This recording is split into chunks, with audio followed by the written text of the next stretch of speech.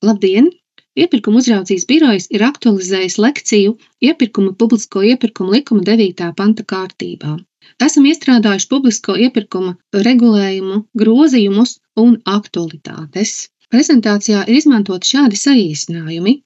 Papildus vēršam uzmanību, ka biroja tīmekļa vietnē Iepirkuma ceļvedī ir pieejami skaidrojumi, lekcijas, testi un citi materiāli iepirkuma veicējiem un citiem interesantiem. Tajā skaitā arī par iepirkumu plānošanu, kas ir aktuāls jautājums. Materiāli ir sakārtoti atbilstoši iepirkuma ciklam, sākot ar tirgus izpēti un vajadzību apzināšanu, noslēdzot ar iepirkuma līguma noslēgšanu un izpildi. Aicinām iepazīties ar biroja tīmekļa vietnē pieejamiem materiāliem un izmantot tos darbā. Šajā lekcijā apskatīsim šādas tēmas. Kas ir publisko iepirkuma likuma 9. panta iepirkums, kādi ir līgumcenu sliekšņi, grozījumi regulējumā, kas ir pieņemti no 2021. gada septembra līdz 2023. gada oktobrim, un kuri tieši skar arī 9. panta iepirkumu. Apskatīsim jautājumus par iepirkumu plānošanu, organizēšanu, norisi, pieskarsimies arī nedaudz līguma grozīšanai un informācijas publiskošanai. Pašās beigās aplūkosim dažus mītus par 9. panta iepirkumiem, kuri joprojām izriet no birojam uzdotajiem jautājumiem. Tātad 9. panta iepirkums. Kādi mums ir līguma cenu sliekšņi? Publisko iepirkuma likuma 9. pantu piemēro, ja paredzamās līguma cenas robežvērtības precēm un pakalpojumiem ir no 10 000 eiro līdz 41 999 eiro, un būvdarbiem šie sliekšņi ir augstāki. 9. pantu piemēro no 20 000 eiro līdz 169 999 eiro. Attiecīgi paredzamajai līguma cenai sasniedzot minētos zemākos sliekšņus 10 000 eiro precēm un pakalpojumiem un 20 000 eiro būvdarbiem, iepirkumu nevar veikt pasūtītāja iekšēji noteiktā kārtībā. Ir jāveic iepirkums publisko iepirkuma likuma 9. panta kārtībā. Savukārt, ja līguma cena sasniedz un pārsniedz 42 000 eiro, bet būvdarbiem sasniedz 170 000 eiro, ir jāveic atklāts konkurss. Gribu uzsvērt, ka paredzamo līguma cenu ir jānosaka korekti, ievērojot publisko iepirkuma likuma 11. pantu. Šajā slaidā jūs redzat arī dažus īpašos nosacījumus, kad iepirkuma likuma 9. pantu var nepiemērot. Šāds izņēmums izriet no 19. panta 3. daļas, kad mēs pārtikas produktu iepirkumā varam vai nu piemērot 9. pantu, vai nepiemērot 9. pantu, bet ministru kabineta noteikumu 353 par zaļo publisko iepirkumu prasības. Vēl viens izņēmums ir 2. pielikuma pakalpojumi, tātad, kuri ir iekļauti publisko iepirkuma likuma 2. pielikumā. 9. panta 20. daļa noteica šādus atvieglotus noteikumus, izņemot, ja mēs veicam apsardzes pakalpojumu iepirkumu, kas arī ir iekļauts 2. pielikumā, izslēgšanas noteikumi ir jāpārbauda obligāti. Kā jau minēju, šī prezentācija skar jautājums vairāk tādus, kas aktualizēti ar grozījumiem publisko iepirkumu regulējumā. Šeit mēs īsti apskatīsim šos grozījumus. Tātad tie ir pieņemti periodā no 2021. gada septembra līdz 2023. gada oktobrim. Pirmais grozījums ir stājies spēkā 2023. gada 14. septembrī. Tas ir saistīts ar tā saucamo tīro transportu. Jo publisko iepirkumu likumā ar šiem grozījumiem ir iekļautas tīrā transporta definīcija un grozīts 54. pants par īpašiem nosacījumiem transporta iegādei. Un šis regulējums ir saistošs arī 9. panta iepirkumiem. Otrie grozījumi saistīti ar kandidātu un pretendentu izslēgšanas noteikumiem. Tie stājās spēkā no 2023. gada 1. janvāra un ir ļoti spēcīgi mainījuši izslēgšanas iemeslu piemērošanu tieši 9. panta iepirkumos, par ko mēs tālāk arī runāsim. Trešie grozījumi saistīti ar konkurences veicināšanu, spēkā no 2023. gada 1. janvāra. Šeit mēs varam pieminēt, ka 20. pants par tehnisko specifikāciju sagatavošanu paredz, ka specifikācijām jābūt aktuālām, tās nedrīkst būt novecojušas, tajās jānorāda sagatavošanas vai aktualizēšanas datums. Tāpat ir grozīts 24. un 25. pants par iepirkumu komisiju. Komisija tagad var veidot nevis uz nenoteiktu periodu, bet noteiktam iepirkumam vai uz noteiktu laika periodu, kā arī iepirkuma komisijas sekretāram ir pienākums parakstīt apliecinājumu par neinteresētību. Tāpat arī paplašināts ir ieinteresētības jēdziens par kandidātu un pretendentu interešu pārstāvību. Svarīgi arī, ka ir papildināts 51. pāns par saimnieciski visizdevīgākā piedāvājuma izvēli, un šeit ir jāuzsver, ka arī 9. panta iepirkumam ir būtiski, kā projektēšanas un būvniecības, elektroenerģiju patērējošu preču vai produktu publiskā piegādes līgumā un autotransporta iepirkumos nevar piemērot tikai cenas kritēriju. Ir jāizvēlas vēl arī kāds cits saimnieciski izdevīgākā piedāvājuma noteikšanas kritērijs. 4. grozījumi stāsies spēkā no 2025. gada 28. jūnija, un tie ir saistīti ar piekļūstamības prasībām, jo šis regulējums par piekļūstamības prasībām stāsies spēkā minētajā termiņā un attieksies arī uz 9. pantu. Un pēdējie grozījumi, ko es gribētu šeit pieminēt, ir pēdējie, bet ne vismazāk nozīmīgie, jo ietekmē burtiski visus iepirkumus un to publicēšanas kārtību.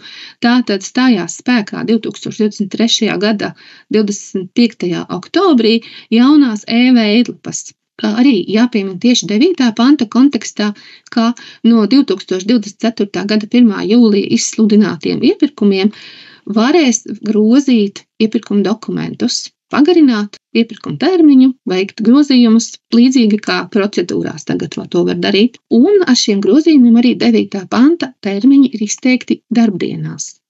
Tālāk jau pievēršoties konkrēti 9. panta iepirkuma norisei, organizēšanai un šādiem praktiskiem aspektiem, vēlreiz gribu uzsvērt, ka iepirkuma plānošanā jāvadās no publisko iepirkuma likuma 11. panta. Biroja tīmekļa vietnē ir pieejams ļoti izsmeļošs skaidrojums kopā ar kontroli jautājumiem, lai pārliecinātos, ka jūs plānojat pareizi. Šis skaidrojums saucas paredzamās līguma cenas noteikšanas pamatprincipi, lai izvēlētos atbilstošu iepirkuma procedūru. Aicinu izmantot, jo kā gan mēs savādāk uzzināsim, ka tieši mums ir jāveic 9. panta iepirkums. Varbūt tas ir atklāts konkurss, kas mums ir jāveic. Tātad aicinu iepazīties gan ar skaidrojumu, gan ar regulējumu un ievērot savā darbā. Tātad iepirkuma cikls sākas ar vajadzību apzināšanu. Mēs apzināmies, ko mums vajag iegādāties un kādā termiņā, kādā apjomā, tātad vajadzību apzināšana. Lai saprastu, vai mēs varam savu vajadzību apmierināt par šādu finansējumu, piemēram, mums ir jāveic tirgus izpēte. Arī par tirgus izpētes veikšanu mūsu tīmekļa vietnē ir pieejams skaidrojums plašs ar piemēriem, kā to darīt, kā to dokumentēt. Aicinām izmantot pieejams ceļvedī. Kā papildu instruments arī 9. panta iepirkumā var tikt izmantot apspriede ar piegādātājiem un konsultācijas ar piegādātājiem. Šis ir regulējums 18. panta 2. daļa, 2. primdaļa un 3. daļa. Tāpat arī informācija par šiem iepirkumiem ir publicējama iepirkuma plānā. Tālāk skatāmies jau konkrētāk šo papildu instrumentu, apspriedi ar piegādātājiem, apskatām viņu tāpēc, ka to var izmantot arī 9. pantā, ne tikai procedūrās, un tā var palīdzēt jums sagatavot kvalitatīvu piedāvājumu, izzinot tirgus iespējas un vēlmes un ieteikumus. Iesaku izmantot. Tātad vienu no apspriedes veidiem mums nosaka 18. panta 2. daļa, kurā ir vienkārši apspriede, kuru jūs varat organizēt sev vajadzīgajā veidā, bet ir arī 18. panta 2. primdaļa, kuru varam mēs publicēt jau plašāk publikāciju vadības sistēmā. Šis instruments ir publiski pieejams un plašāk iespējams pieteikties un piedalīties, un jūs varat iegūt vairāk informācijas. Lai veiktu šo 18. panta 2. primdaļā aprakstīto apspriedi, pasūtītājs publicē publikāciju vadības sistēmā paziņojumu par apspriedi. Vienlaikus arī pircēja profilā elektronisko iepirkumu sistēmā iepublicē iespējami detalizētas kvalifikācijas prasības un tehnisko specifikāciju, ko piedāvā piegādātāju uzmanībai. Norāda arī e-pastu, uz kuru var sūtīt komentārus, un šādas apspriedes laiks ir vismaz 10 darba dienu ilgs. Šajā periodā piegādātāji komentē jūsu kvalifikācijas prasības, tehnisko specifikāciju, izsaka komentārus, pēc apspriedes pasūtītais apkopo secinājumus, tos dokumentē un izvērtē. Tas nozīmē, ka vai nu izvērtē, vai šādas prasības un ieteikumi, kas nāk no piegādātājiem, būtu jāņem vērā, nebūtu jāņem vērā, kā tie ietekmē manu jau sagatavoto iepirkuma dokumentāciju. Tiecīgi vai nu iestrādā, neiestrādā, tas ir pasūtītāja lēmums. 18. panta 2. spriņu daļas kārtībā veiktā apspriedē ir jāsagatavo apspriedes ziņojums. Un tajā norāda apspriedes dalībniekus, dokumentē komentārus un pasūtītāju secinājumus. Šo ziņojumu nepublicē, bet izsniedz pēc pieprasījuma. Jāpiezīmē, ka piegādātājiem nav pienākumu komentēt. Viņi var arī nekomentēt, ja viss liekas kārtībā, vai arī tieši otrādi nekas nav kārtībā, vai izsludinātā iepirkuma noteikuma arī var atšķirties no tā, ko jūs bijāt piedāvājuši apspriedēji. Tāpēc apspriedi rīko, lai iegūtu tirgus atgriezenisko saiti. Vēl par līguma cenas noteikšanu, kas ir ļoti būtisks aspekts iepirkuma plānošanas kontekstā. Tātad, kāpēc mums jānosaka paredzamā līguma cena? Varētu būt jautājums. Tas ir nepieciešams, lai mēs novērtētu paredzamā līguma iespējamo vērtību un plānotu nepieciešamās finanses, lai mēs savu vajadzību varētu apmierināt. Un atbilstoši paredzamajai līguma cenai mēs nosakam arī iepirkuma procedūru vai metodi, kas ir 9. panta iepirkums, piemēram. Attiecīgi šī paredzamās līguma cenas noteikšana ir ļoti, ļoti būtiska, jau kā pats pamats iepirkuma veikšanai. Jāatzīmē, ka ļoti bieži mēs vērojam praksē šo te nepamatoto iepirkumu sadalīšanu, kuras iemesls tieši ir nepareiza paredzamās līguma cenas noteikšana. Tātad vēlreiz atgādinu, ka neplānojam iepirkumus pa struktūra ienībām, neplānojam pa finansējumu avotiem, pēc pasūtītāja ģeogrāfiskā principa, kur viņam atrodas filiāles vai nodaļas, skaitām vajadzības kopā, plānojam kopā. Un nosakot paredzamo līguma cenu, aprēķinā iekļauj visus iespējamos nodokļus, izņemot pievienotās vērtības nodokļus, tātad arī darba spēka nodokļus skaitam iekšā. Paredzam arī visas nākotnes opcijas, mūsu papildu vajadzības, ko mēs šai brīdī jau varam redzēt, iespējamos līguma pagarinājumus, kā arī visu, ko saņems piegādātājs gan no pasūtītāja, gan arī no citām personām, piemēram, darbinieku veselības apdrošināšanas gadījumā tas varētu būt aktuāli. Tātad nepamatot sadalīšana un ko mēs iekļaujam aprēķinā. Tālāk jau aplūkojam, ja tā plānošana nav bijusi īsti korekta, un mēs kādā brīdī saprotam, ka līguma cena nav noteikta pareizi. Kādas tad ir sekas? Un sekas ir tādas, ka ja līguma cena nav noteikta pareizi, iepirkums ir jāpārtrauc. Piemēram, es esmu domājusi, ka es varu veikt cenu aptauju. Man liekas, ka plānotais pakalpojums maksās zem 10 000, bet īstenībā viņš tirgu maksā vairāk nekā 10 000, un man bija jāpiemēro 9. panta iepirkums.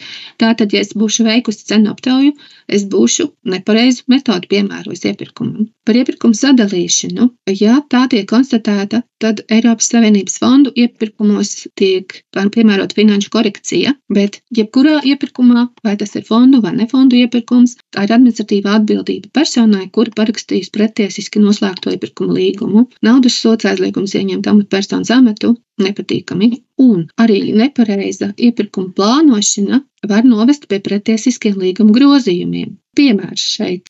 Ja iestāde, piemērojot 9. panta iepirkumu, ir noslēgusi līgumu par remontu materiālu iegādi par summu līdz 41 999 eiro un noteikusi līgumā, ka līguma apjoms ir līdz līguma summas sasniegšanai.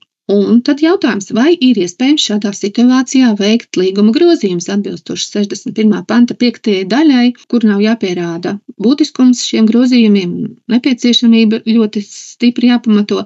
Ja pēc šiem te grozījumiem, protams, man kopējā līguma cena pārsniegs 9. panta piemērošanai noteikto slieksni, atbilde ir nē, šādi grozījumi nav pieļaujami, jo es jau sākotnēji līguma cenu esmu noteikusi ar mērķi nepārsniegt 9. panta piemērošanas robežu vērtību. Tātad visi šie te aspekti, ko iepriekš minēju, ir ļoti būtiski, lai tomēr ieguldītu laiku pareizā iepirkuma plānošanā. Mēs aplūkojam iepirkuma plānošanas jautājumus. Tagad pāriesim pie iepirkuma norises. 9. panta iepirkumā, tāpat kā jebkurā arī procedūras iepirkumā, ir vairāki etapi. Pirmais ir iepirkuma sagatavošana, otrais piedāvājuma iesniegšana, 3. piedāvājuma vērtēšana un 4. līguma noslēgšana. Iziesim secīgi cauri visiem šiem posmiem, tieši akcentējoties uz 9. panta iepirkumu. Tātad pirmajā posmā iepirkuma sagatavošana. Ko dara pasūtītājs? Pasūtītājs izveido iepirkuma komisiju, ievērojot publisko iepirkuma likuma 24., 25. un 26. pantu. Atceramies par iepirkuma komisijas izveidošanas laika periodu, kas noteikti šajā regulējumā. Atceramies par apliecinājumu parakstīšanu. Tālāk tiek sagatavots iepirkuma nolikums. Par nolikumu mēs apskatīsim tālāk šajā lekcijā, kam tur ir jābūt, kā to veido. Iepirkuma sagatavošanas ietvaros arī izsludina iepirkumu, publicējot publikāciju vadības sistēmā un elektronisko iepirkumu sistēmā šo informāciju par iepirkumu. Jāņem vērā, ka piedāvājuma iesniegšanas termiņš nav īsāks par 10 darbdienām. Viņš var būt garāks, jā, bet īsāks nevar būt. Šo likumdevējs ir noteicis kā tādu minimālo laiku, lai varētu sagatavot piedāvājumu. Iepirkuma norises laikā līdz piedāvājuma iesniegšanai pasūtītājs atbild uz jautājumiem, ko uzdod piegādātāji. Jāsaka, ka mēs jau minējām, ka no 2024. gada 1. jūlija izsludinātos iepirkumos varēs izdarīt grozījumus. Līdz šim vēl nevar, bet varēs. Un, kad ir iestājies piedāvājuma iesniegšanas termiņš, pasūtītājs atver piedāvājumu slēgtā vai atklātā sēdē. Nākamais posms ir piedāvājuma vērtēšana. Pasūtītājs izvērtē piedāvājumus tādā kārtībā, kā to pats noteicis nolikumā, un izvēlas visizdevīgāko piedāvājumu, ņemot vērā nolikumā noteikto kritēriju. Pēc tam pasūtītājs pieņem starplēmumu. Starplēmums ir tas lēmums, ar kur tiek piešķirts iespējams līguma slēgšanas tiesības kādam no pretendentiem vai vairākiem pretendentiem, kā paredzēts nolikumā, un šiem vai šim piegādātājiem pārbauda izslēgšanas noteikumus un sankcijas. Pēc tam pasūtītājs pieņem lēmumu par līguma slēgšanas tiesību piešķiršanu, informē pretendentus par rezultātiem 3 darbdienu laikā un publicē šo lēmumu elektronisko iepirkumu sistēmā. 9. panta iepirkumos nav jāievēro nogaidīšanas termiņš, jo nav pārsūdzības iepirkuma uzraudzības birojā. Var pārsūdzēt pasūtītāju lēmumu administratīvajā rajona tiesā. Pasūtītājs noslēdz līgumu ar šo te izvēlēto uzvarētāju, publicē paziņojumu publikāciju vadības sistēmā par līguma slēgšanas tiesību piešķiršanu 10 darbdienu laikā pēc līguma noslēgšanas un publicē līgumu elektroniskā iepirkuma sistēmā. Jāņem vērā, ka pēc līguma izpildes publikāciju vadības sistēmā arī publicē paziņojumu par līguma izpildi, un to dara pasūtītājs pats. Tālāk skatāmies, kas mums ir iepirkuma nolikumā jāraksta. Šo regulē publisko iepirkuma likuma 9. panta 4., 5. un 6. daļa. Kā jau teicu, sāksim ar tehniskām specifikācijām, kas ir būtiska sastāvdaļa, jebkurā nolikumā ņemam vērā 20., 21. un 22. pantu. Specifikācijām jābūt aktuālām, kā jau iepriekš minēju, jānorāda to sagatavošanas datums vai aktualizācijas datums. Tas ir vajadzīgs, lai iepirkums netiktu izsludināts par kādu vecu pasūtītāju vajadzību vai no tirgus situācijas atšķirīgām lietām, kas varbūt tirgu vairāk tādas lietas nav dabūjamas un netiek piedāvātas. Līdz ar to ir šis te regulējums aktualizēts, kā specifikācijām jābūt aktuālām. Tālāk, nolikumā iekļaujam prasības pretendentiem. Atbilstoši likuma 13., 44., 45. un 46. pantam, un te jāsaka, ka šīm prasībām ir jābūt pamatotām, objektīvām un pārbaudāmām. Pamatotas tas nozīmē, ka šīs prasības ir nepieciešamas iepirkuma līguma izpildēji. Objektīvas tās ir tādas, ka tiešām reālas prasības saistīts ar iepirkuma priekšmetu un pārbaudāmas. Tas nozīmē, ka pasūtītājam katrai prasībai, ko viņš iekļauj nolikumā, pretī ir jāparedz dokumenti, kas ir jāiesniedz vai kurus viņš pārbaudīs. Tas ir ļoti svarīgi un lūdzam dot un ņemt vērā, lai nav tā, ka piegādātāji nesaprot, kas viņiem ir jāiesniedz un rodas domstarpības un rezultātā piedāvājums var tikt noraidīts, jo viņš nav sapratis, ko jūs vēlaties, lai viņš iesniedz, apliecinot atbilstību kādai no prasībām. Pievērstiet lūdzu šim ļoti uzmanību. Nolikumā iekļauj arī izslēgšanas nosacījumus vai atsauci uz publisko iepirkuma likuma 9. panta 8. un 9. daļu.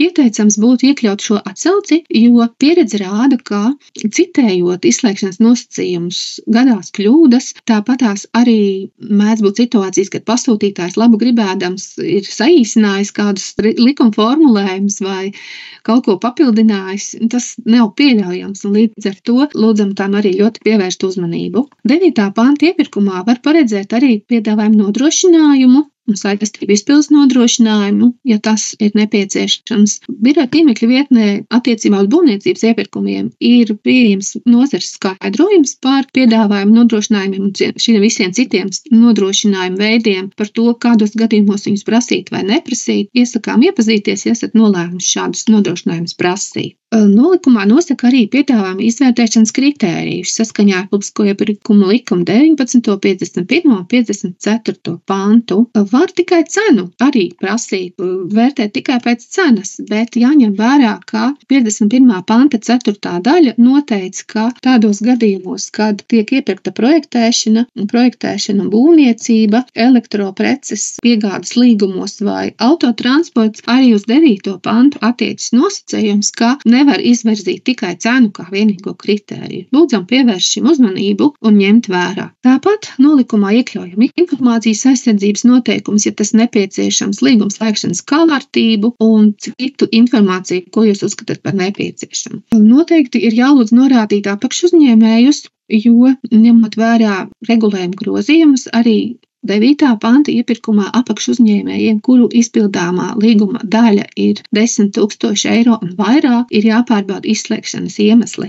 Tāpat, ja jūs plānojat slēgt vispārīgo vienošanos, arī tas ir jānorāda nolikumā. Vai visi būtu informēti, ka šeit būs nevis līgums, bet vispārīgā vienošanās. Uz ko jāvērš ir uzmanība, ka specifiski 9. panta 5. daļa nosaka, ka piedāvājumā nevar prasīt iekļaut autortiesību objektu vai darbu, kas uzskatāms par daļēji pakalpojumu izpildi. Tas nozīmē, ka, ja es veicu 9. panta iepirkumu, es nevaru prasīt, lai man iesniedz jau kādu vīziju, kādu daļai izstrādātu, plakātu uzmetumu vai kaut ko tādu. To nedrīkst prasīt. Un vēl kam jāvērš uzmanība, kā jau minēju, piedāvājuma iesniegšanas termiņš ir vismaz 10 darbdienas pēc paziņojuma publicēšanas, kas nevar būt īsāks, un no 2024. gada 1. jūlija izsludinātiem iepirkumiem nolikumā varēs veikt grozījumus, tātad pagarināt iesniegšanas termiņu, veikt grozījumus. Mazliet jāvērš uzmanība arī uz informācijas apmaiņu iepirkuma procesa laikā. Iepirkuma nolikums mums ir brīvi pieejams elektronisko iepirkumu sistēmā,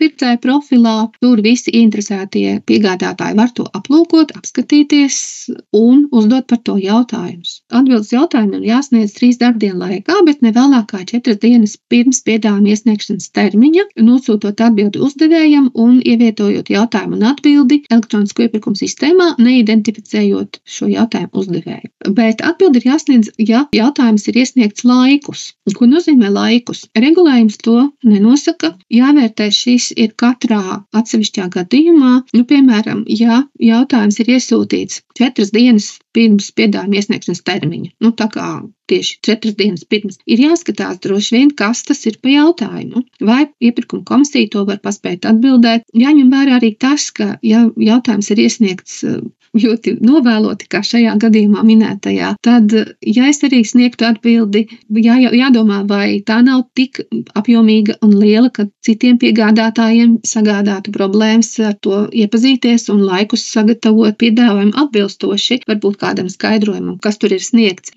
Bet, protams, ir jāvērtē šie visi jautājumi, kas ir uzdoti. Ja kāds no jautājumiem ir tāds, ka pasūtītāji konstatē, jā, tur tiešām ir kļūda, vai ka ir nepieciešams izmaiņas, tehniskajā specifikācijā vai tam līdzīgi, tad ir jāpieņem lēmums, ko jūs ar to tālāk darat. Vai jūs izbeidzat iepirkumu un izlabojat un sludinat jaunu, vai arī pēc 24. gada 1. jūlija grozat nolikumu, bet jāskatās, kas tas ir pa jautājumu, jāvērtē tā būtība.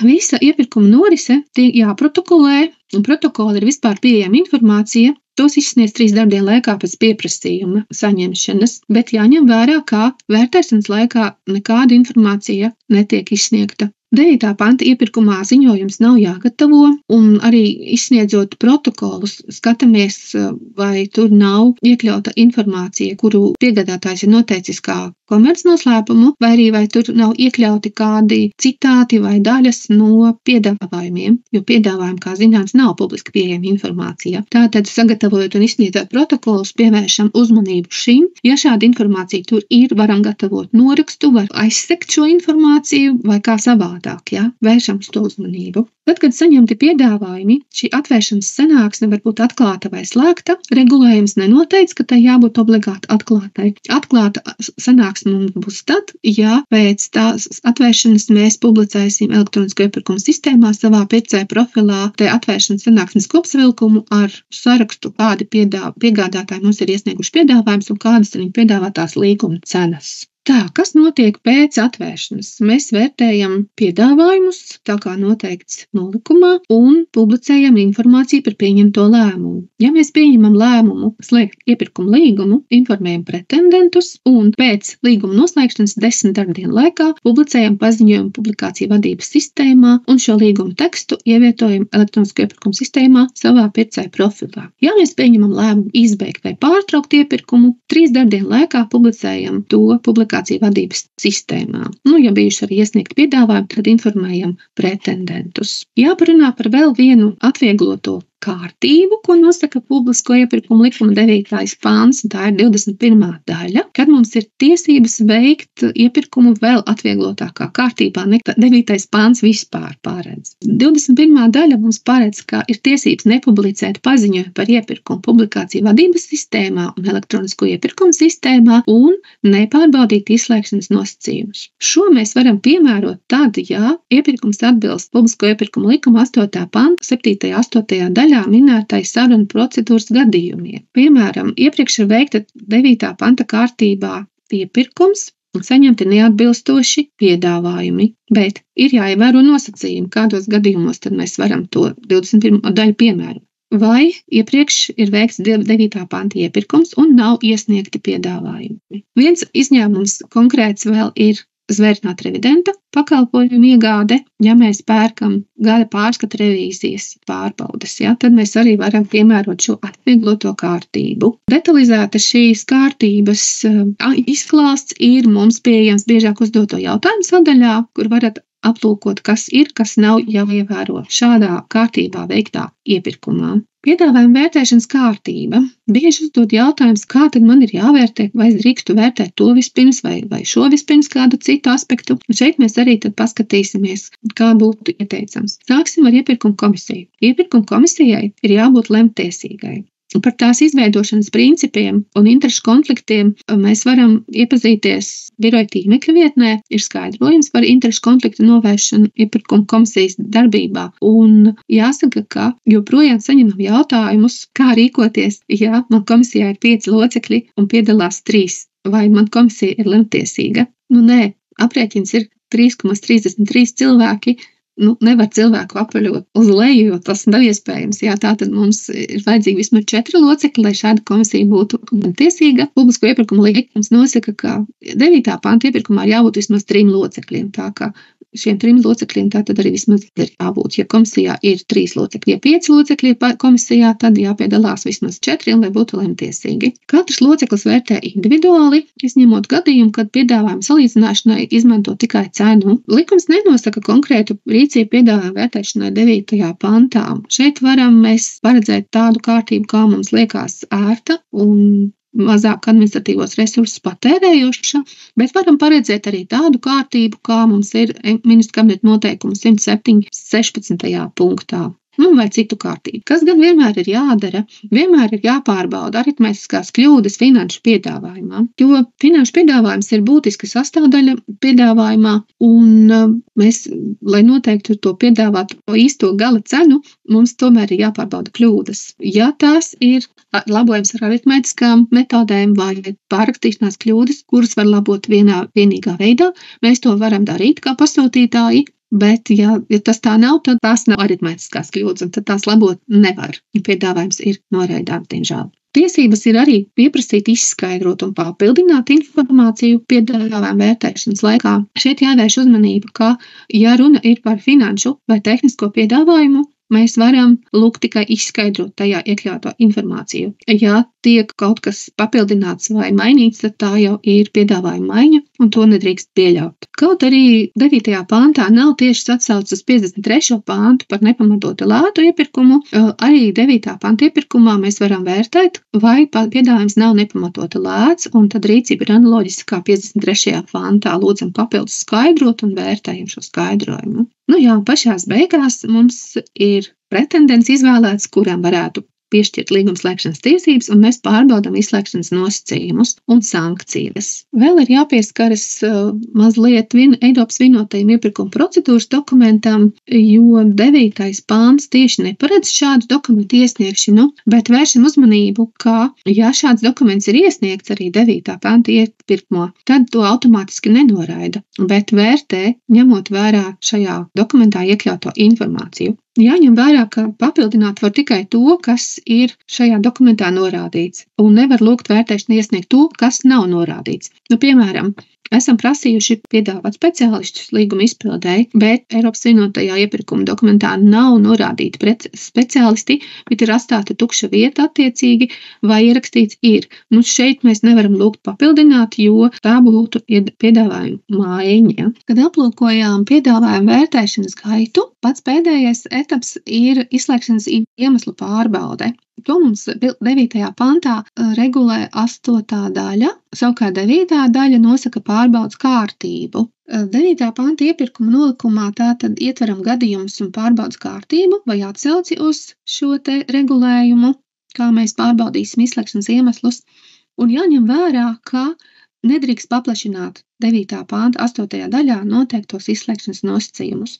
Tas nozīmē, ka uz minētajām personām attiecina tikai stingri tos izslēgšanas nosacījumus, kuri tur ir regulējumā minēti, un nedrīkstam mēs attiecināt neko vairāk. Piemēram, mēs nedrīkstam 9. pantā piemērot 42. panta 2. daļas 5. vai 6. izslēgšanas iemeslu, piemēram, par pārkāpumiem nodarbinātības jomā, jo tie nav minēti 9. panta 8. daļā. Kā jau minēju, 9. panta 9. daļa nosaka pārbaudas kārtību, kā mēs pārbaudām izslēgšanas iemeslus, tātad veicam tos elektronisko iepirkumu sistēmā par Latvijā reģistrētām personām. Ārvalstnieki mums iesniedz izziņas, mēs viņiem tās jautājam iesniegt. Jāpiemina arī, ka izmeklēšanas apsardzes iepirkumiem, kura paredzamā līguma cena ir līdz 41 999 eiro, kas ir šis 2. panta iepirkums, obligāti ir jāpiemēro izslēgšanas iemesli, tie jāpārbauda. Par izslēgšanas iemesliem mums ir ļoti izvērsts un plašs skaidrojums ar piemēriem, pieejams tīmekļa vietnē, aicinām to izmantot. Daudzas kandidātu un pretendenta izslēgšanas noteikumi. Šeit detalizētāk apskatīsim izslēgšanas nosacījumus, tātad 9. panta 8.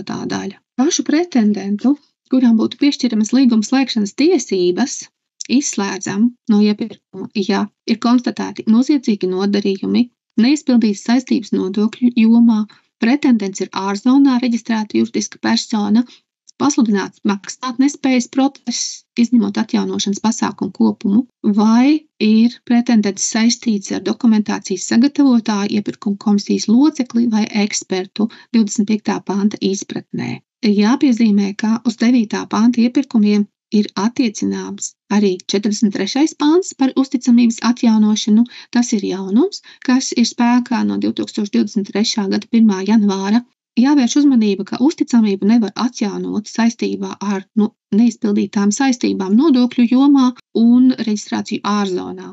Jāsaka, ka izslēgšanas nosacījumus attiecinam arī uz citām personām, ne tikai pretendentu. 9. pantā arī tas ir jaunums, kā attiecinām arī uz apakšuzņēmēju, kurš veicamo būvdarbu vai sniedzamā pakalpojuma vērtība ir vismaz 10 000 eiro. Tāpat uz personāla sabiedrības biedru, kandidāta vai pretendenta norādīto personu, uz kuras iespējām tas balstās, un personām, kurām kandidātā vai pretendentā ir izšķirošā ietekme un patieso labumu guvēju. Kā jau teicu, ir mums plašs skaidrojums par šo jautājumu. Aicinām izmantot, tāpēc arī neiedziļināšos vairāk šajā izklāstā.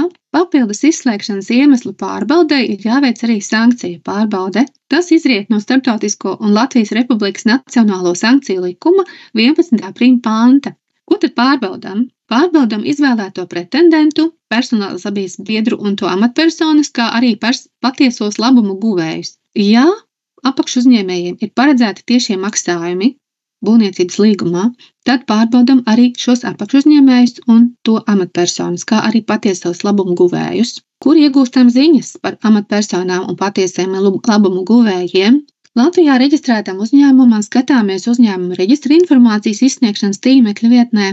Ārvalstniekam pieprasām izziņu vai ziņas iegūstam paši. Kur mēs skatāmies? Mēs skatāmies 3 tīmekļa vietnēs un jāskatās ir visās 3 un jāpārliecinās par sankciju neesību. Var izmantot arī pasūtītāju paša izveidotu rīku vai arī kāda pakalpojuma sniedzēja nodrošinātu rīku. Piemēram, mums ir zināms, ka ir Lūrsapts sagatavojis šādu rīku. Šādi rīki atvieglo un automatizē informācijas pārbaudi un nav jātērē tik daudz laika, lai ieskatītos visās 3 šajās saitēs. Par sankciju pārbaudi nav tāda prasība izdrukāt visas izziņas un apliecinājumus un glabāt lietā. Biroja ieskatā pietiek, ja informācija par pārbaudes veikšanu pārbaudītām personām iekļauj protokolā, aprakstot attiecīgi pasūtītāja darbību. Kas ir jāņem vērā? Iepirkuma līgumā ir jāparedz tiesības pasūtītājam vienpusēji atkāpties no līguma izpildes, ja līgumu nav iespējams izpildīt sankciju dēļ. Par sankciju pārbaudi un to pārbaudes kārtību biroja tīmekļa vietnē ir pieejams skaidrojums. Aicinām izmantot, iepazīties un sekot tam līdzi. Kad piedāvājumi ir izvērtēti un iepirkuma uzvarētājs ir noteikts, varam slēgt iepirkuma līgumu. Tātad iepirkuma līguma noformēšanā ņemam vērā Publisko iepirkuma likuma 60. panta regulējumu. Tajā ir noteikts, kādām sastāvdaļām, kādai informācijai ir jābūt līgumā. Jāņem vērā, ka iepirkuma līguma maksimālais termiņš ir 5 gadi, vispārīgās vienošanās termiņš ir 4 gadi. Ja ir nepieciešams garāks šis līguma izpildes termiņš un izpildās 60. panta 4. daļas nosacījumi, tad mēs varam arī slēgt līgumu uz ilgāku laiku. Vēlreiz par līguma publicēšanu, par ko jau mēs iepriekš minējām, par grozīšanu, kā mēs to publiskojam. Kad līgums ir stājies spēkā, 10 darba laikā mēs publicējam elektronisko iepirkumu sistēmā pircēja profilā šādu informāciju. Iepirkuma līguma tekstu, grozījumu tekstu, ja tādi ir veikti, kā arī vispārīgās vienošanās tekstu un uz vispārīgās vienošanās pamata slēgto līgumu tekstu. Regulējums paredz, ka šī informācija ir jānodrošina pircēja profilā vismaz visā iepirkuma līguma darbības laikā, bet ne mazāk kā 10 gadus pēc iepirkuma līguma noslēgšanas. Publicējot līguma vispārīgās vienošanās grozījumu tekstus, vienmēr jāatceras par komerces noslēpuma aizsardzības prasībām. Arī 9. panta kārtībā veiktā iepirkumā varam veikt grozījumus, kā tas paredzēts Publisko iepirkuma likuma 61. pantā, un arī 60. pantā noteiktajā kārtībā nomainīt vai piesaistīt apakšuzņēmējus vai speciālistus. Par grozījumiem biroja tīmekļa vietnē ir pieejams plašs skaidrojums, kuru aicinām arī izmantot. Šeit schēmas veidā ir uzlikta līguma grozījumu izvērtēšanas pieeja, kā mēs skatāmies uz grozījumiem vispār. Tātad līguma grozījumi saskaņā ar 61. pantu var būt nebūtiski, var būt būtiski, vai arī tā saucamie de minimis, kur nebūtu jāvērtē būtiskums, tas ir 61. panta 5. daļa. Tur ir nosacījumi, kādos gadījumos šādus grozījumus var veikt de minimis apmērā līdz 10% precēm un pakalpojumiem, līdz 15% būvdarbiem, un tas attiecas uz sākotnēju līguma cenu. Tagad aplūkosim gadījumu, ja mēs konstatējam, ka plānotie līguma grozījumi ir būtiski. Tātad saskaņā ar 61. panta 3. daļu būtiski līguma grozījumi ir pieļaujami tad, ja tie ir atrunāti līgumā, ja nepieciešami papildu apjomi konkrētā līguma izpildei iepriekš neparedzēti, tad, ja ir neparedzami ārkārtas apstākļi iestājušies vai ir nepieciešama piegādātāja maiņa. Ar līguma atrunātiem grozījumiem saprot tādus grozījumus, kurus ir konkrēti noteikts, kādos gadījumos, kādos apstākļos, kādos apmēros līgums var tikt grozīt. Tāpēc birojas nepārtraukti aicina pasūtītājus, gatavojot līgumus un veicot iepirkumus, paredzēt līguma grozījumus grozījumus. Kā mēs zinām, dzīvē var būt dažādas situācijas, dažādi apstākļi, un pasūtītājiem kā labam un gadīgam saimniekam būtu jāpadomā solīts uz priekšu un iespējamie grozījumi līgumā jāatrunā. Otrais gadījums ir papildu apjomi, kas nepieciešami konkrētā līguma izpildei. Šajā gadījumā tie ir apjomi, kas būtu nepieciešami konkrētā līguma izpildē. Nevis tāpēc, ka pasūtītājiem to vispār vajadzētu, kā tādu vajadzību papildus, bet ka tas vajadzīgs tieši konkrētā līguma izpildē. Pamatojuma jautājums vienmēr ir pasūtītāja kompetencē, un pasūtītājiem, veicot šādus grozījumus, ir jāspēj pamatot šie apstākļi. Trešais gadījums ir neparedzami ārkārtas apstākļi, kad mēs varētu veikt būtiskus grozījumus iepirkuma līgumā. Bet šis ir ļoti šauri jāskatās. Ārkārtas apstākļi noteikti nebūs situācija, kad pasūtītājam pēkšņi beidzas iepirkuma līgums un nav noslēgts vietā jauns līgums par vajadzību, kas turpinās. Tie nebūs neparedzami ārkārtas apstākļi. Šis ir ļoti rūpīgi jāvērtē. Un ceturtais gadījums, kad varētu veikt būtiskus grozījumus, ir piegādātāja maiņa. Šeit jāuzsver, ka ne jebkura piegādātāja maiņa, bet tikai, ja mūsu esošais piegādātājs veic reorganizāciju un pāreju, komerclikuma izpratnē tikai šādā gadījumā tas būtu pieļaujams. Un šajā situācijā pasūtītājiem ir jāpārliecinās, ka ir notikusi gan šī reorganizācija, gan pāreja, un ka tie resursi, kas ir nepieciešami iepirkuma līguma izpildei, ir šīm jaunajām pēdiņās piegādātājiem, kurš varbūt ir nodalījies no iepriekšējā piegādātāja. Par to ir jāpārliecinās. Varbūt arī situācija, kad jāmaina ir pasūtītājs iepirkuma līgumam. Piemēram, ir notikusi reorganizācija vai pašvaldības apvienojušās. Šie nav uzskatām par būtiskiem līguma grozījumiem biroja ieskatā, un šādas izmaiņas var veikt, jo šis nav saistībā ar 61. pantu. Šeit mēs runājam par piegādātāju maiņu. 61. panta, 3. daļas, 4. punktā. Vēl varētu piezīmēt, ka par papildu apjomiem un neparedzamiem ārkārtas apstākļiem katrā šajā gadījumā būtisko grozījumu apjoms nedrīkst pārsniegt 50% no sākotnējās līguma cenas. Tātad katrā no šiem gadījumiem. Vienā 50% un otrā 50%. Tāpat par šādiem grozījumiem jāpublicē paziņojums par izmaiņām līguma darbības laikā publikāciju vadības sistēmā. Šo piebildi sakam tāpēc, ka tas attiecas uz konkrētiem grozījumiem, bet 9. panta gadījumā šī situācija neiestāsies, jo informācija par šādiem grozījumiem ir jāpublicē publikāciju vadības sistēmā tad, ja līguma cena pārsniedz 9. panta piemērošanas slieksni. Bet, lai schēma būtu pilnīga, mēs to šeit pieminējam. Arī 9. panta iepirkumā ir iespēja nomainīt personālu vai piesaistīt jaunu personālu, nomainīt apakšuzņēmēju vai piesaistīt jaunu apakšuzņēmēju iepirkuma līguma norises laikā, ja tas ir nepieciešams. 62. pants tieši nav minēts 9. pantā, bet ir saistošs 9. panta iepirkumiem. Ja mēs nomainām personālu vai piesaistam jaunu personālu, tad mēs pārliecinamies par tā atbilstību iepirkuma dokumentos noteiktajām prasībām. Ja mēs nomainām apakšuzņēmēju vai piesaistām jaunu, tad pārliecinamies, kā stāvokli uz datumu, kad pasūtītājs ir lemj par atļaujas sniegšanu nomainīt šo apakšuzņēmēju. Savukārt izslēgšanas iemeslu noilguma termiņu skaitām no dienas, kad lūgums par apakšuzņēmēju iesniegts. Jebkurā gadījumā, izvērtējot piegādātāju ierosinājumu nomainīt vai piesaistīt jaunu personālu vai nomainīt vai piesaistīt jaunu apakšuzņēmēju, pasūtītājām ir tiesības nepiekrist, jo var būt dažādi iemesli, kāpēc pasūtītājs varētu, iebilst pret šādu te nomaiņu vai jaunu personālu vai apakšuzņēmēju piesaisti.